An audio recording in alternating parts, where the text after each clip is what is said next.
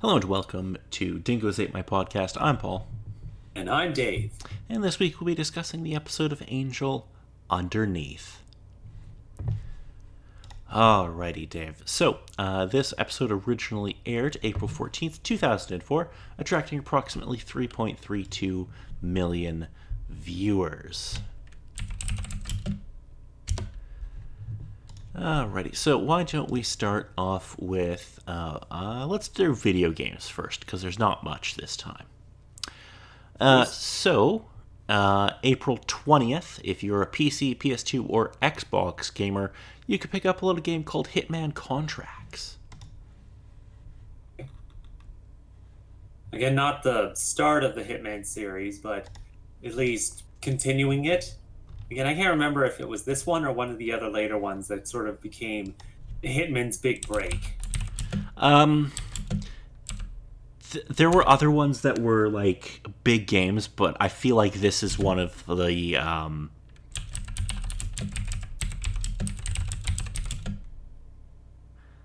this was one of kind of like the downturn ones.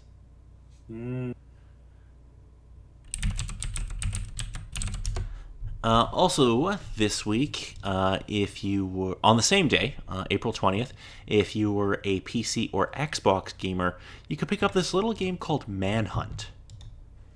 Ooh. Yeah, I take it you remember Manhunt? Like, I never played it. Only vaguely remember the box art of it. But oh man, did that ever make a stink. Yes, for those of you who might not remember, Manhunt is, I think it was banned in a bunch of countries. Oh, wouldn't be surprising. It was, for the time, it was considered very violent. I feel like now if you went back to it, it would be quite, I don't think it would be, like, terribly shocking, but I don't think I've There ever may be played like it. the one or two things that might get a, oh man, that's kind of crazy. But just about everything else would be like, eh. Yeah, I feel like if you looked at it now, it wouldn't be much worse than the stuff you see in, like, a Grand Theft Auto. Mm. And it got, like, wildly varying reviews depending on who reviewed it, because it was a very controversial game. Just a teeny bit, yes. Yeah. So that is actually all we have for video games for this week, so let us move over to movies. So, Dave, number one film in America this week.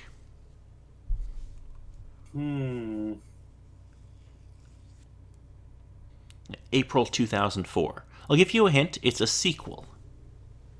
Uh,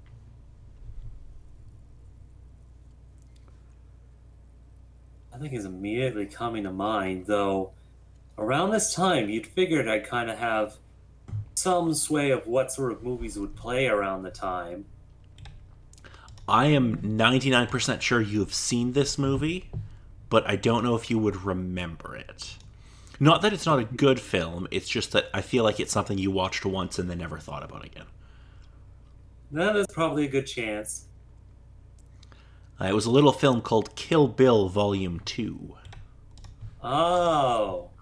So everything you are saying is sarcasm, because yes, and most indeed, saw this film. It is very much the funds, and just with series and whatnot, it is just yay. Kill Bill 2. Oh, you actually like the Kill Bill movies. I kind of didn't expect that. Well, it's one of those particular things that after seeing the first movie with all of its particular actions and how it sort of went about it, it was like, that is cool. And then coming to the second, it took a couple of different ideas, but still sort of stuck to the main basis, especially story-wise, continuing from the first one. But on whole, it's definitely fun.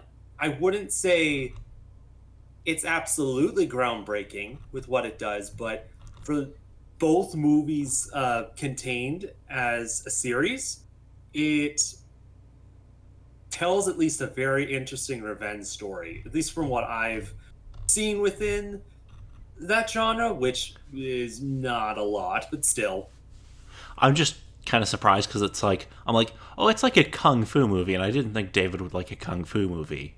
and it like borrows from like spaghetti western and black exploitation and like samurai movies and stuff. So I was kind of like, oh, that's okay. It is Well, surprisingly a decent mix, and if it works out right, it can manage. well, fair enough. Alrighty, let us move on to the number one song in America this week. Yeah, like most weeks, I'm not really sure if I got this one either. It's still "Yeah" by Usher featuring Lil Jon and Ludacris. Which, surprisingly enough, still does not even come to mind. Yeah, I have no idea. But then again, it's music, so I would never expect that I would know it. Anyway, let us continue on. So, Dave, I've done something a little different starting this week. You are allowed to panic. I have gone on to the Bing AI chat feature, Okay. and I've asked Bing AI to write a haiku describing this episode. In some cases, I'm not surprised, but in other cases, what Pandora's box have you opened, good sir? I have no idea. I typed in "write a haiku about Angel episode" underneath, and then I'm just going to read what it generated. Radios. And it's actually a pretty good summary of the episode. So here we go. Suburban hell waits. Lindsay's spell broken by Angel. Uzi's fire in vain. That kind of is the episode. Just about, though most likely following a whole bunch of what? Why? Explain. Yes, well, it's a haiku. It's not meant to give you, like, it's very short. Anyway, let us get into the plot. Indeed. Okay. Angel and Spike attempt to have a board meeting, but they're the only ones who show up. And Spike did bring beer as well. Yeah, but so in a couple people's defense, they kind of weren't exactly within condition to kind of make it to the meeting in some cases. This is true. Fred. Gunn is still in the hospital. Anyway, as the entire office is grief-stricken over Fred's death, they reminisce about Fred and discuss the impending apocalypse. Angel says that the senior partners are planning something. He does not want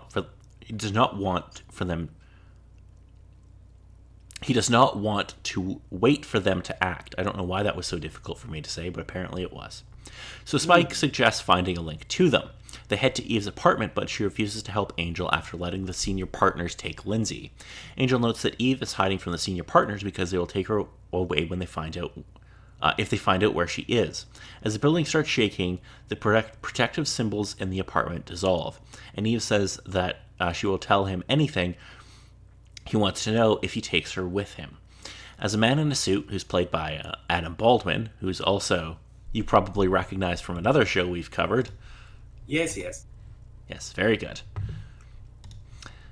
Arrives, Angel, Spike, and Eve flee to Wolfram and Hart. They ask Gunn if he has jurisdiction to protect Eve. Gunn reveals to Angel that as CEO, he can invoke in order to protect Eve. Angel wants to know what Lindsay knows about the senior partners, and Gunn points out that Lindsay is living with a beautiful wife and son in the senior partners' idea of hell, suburbia. Angel, Spike, and Gunn head to the garage and get in a self-driving Camaro. Gunn tells them that they have to find the Wraith, which they will need to go through to return to Wolfram and Hart. Lindsay has no memory of his past life and refuses to speak to Angel. Angel removes the necklace from Lindsay, breaking the spell. Breaking the spell Lindsay is under and causing Lindsay's wife and son to open fire with Uzis. Seeing that the Camaro has disappeared, Gunn suggests trying to get out through the basement, which they discover is a torture chamber. Angel finds a flaming furnace and thinks that it might be the Wraith. Lindsay notes that he is coming, and the men see a demon. Spike and Angel fight the Wraith, but it overpowers them. Gunn puts on Lindsay's necklace, volunteering to take Lindsay's place. Angel realizes that Gunn is attempting to atone for Fred's death. Gunn tells them that they must leave before he forgets, as the door will close. At Wolfram and Hart, the man in the suit breaches security. Harmony tries to break his neck, but he tosses her aside. Lauren begins to warn Angel about the man in the suit, but realizes Gunn has not returned. The man in the suit arrives and pulls out a contract for Eve to sign. He introduces himself as Marcus Hamilton, the new liaison to the senior partners.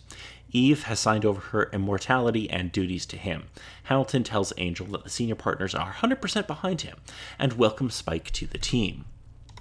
In Angel's apartment, Lauren pulls bullets out of Spike as Lindsay and Eve cuddle, happy to be reunited. Angel tells Lindsay that he will go into the holding facilities of Wolfram and Hart after he tells Angel and the group when he knows about the senior partner's plans. Lindsay talks about Earth being hell, which is how Wolfram and Hart thrives. Angel said that he has already heard that speech. Lindsay tells Angel that the apocalypse has been around before even Angel and his friends came to work at Wolfram and Hart, and Angel has not seen it yet. So, what do we think of this episode? Oh boy, just marvelous case of still using characters despite them supposedly leaving, and putting a bit more interesting sort of story spin on sacrifice, the stuff that the team would do to get things going on from there. Just, ugh, the stuff that kind of goes on. Also, additionally, Serbia is a hell. Yeah. It's quite good. Also, Mercedes McNabb gets added to the opening credits this time. Harmony. Which, Yes. I mean, good for her, but it's not like it's going to last very long. Yeah. But it is cool that she's finally considered a main cast member, because she's been, working on between Buffy and Angel for like 6 years at this point. So fair enough. Alrighty. So this was, it was an episode. It's kind of like not. I mean, I guess we get like the new liaison to the senior partners, but there's not like a huge amount of like story progression here. Not so much. It's kind of working on putting the building blocks back up to get something sort of together, get the minds whirling about what sort of things are going to supposedly be happening. Yeah, this is more about setting the pieces in place for what's going to happen in a few episodes.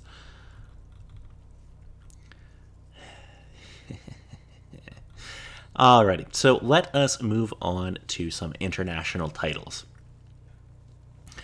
Okay, so in Czech, it's Under the Surface. Excuse me. In Finnish, it's Basement. There's a few other that are just like Under the Surface. There's some variation that I'm just going to skip over. In German, it's Lindsay. In Hungarian, this might be one of my favorites. Hell Accommodation. That's not the only one hell supposedly that Wolfram and Hart has. No, there are definitely multiple hell dimensions. In Brazilian Portuguese, it's Lower Plane. And in Russian, it's Under the Veil of Secrecy. I suppose that works. So, additionally, with your comment about there being multiple hells, there's the fire one, the ice one, the fire one. Yes, there are definitely multiple hells. And we know that in Buffy lore there is a heaven as well. Indeed. At least one, maybe more. But we don't know that. Yeah. Alrighty, so if there's nothing else about this episode, next week we'll be talking about a little episode called Origin. Okay.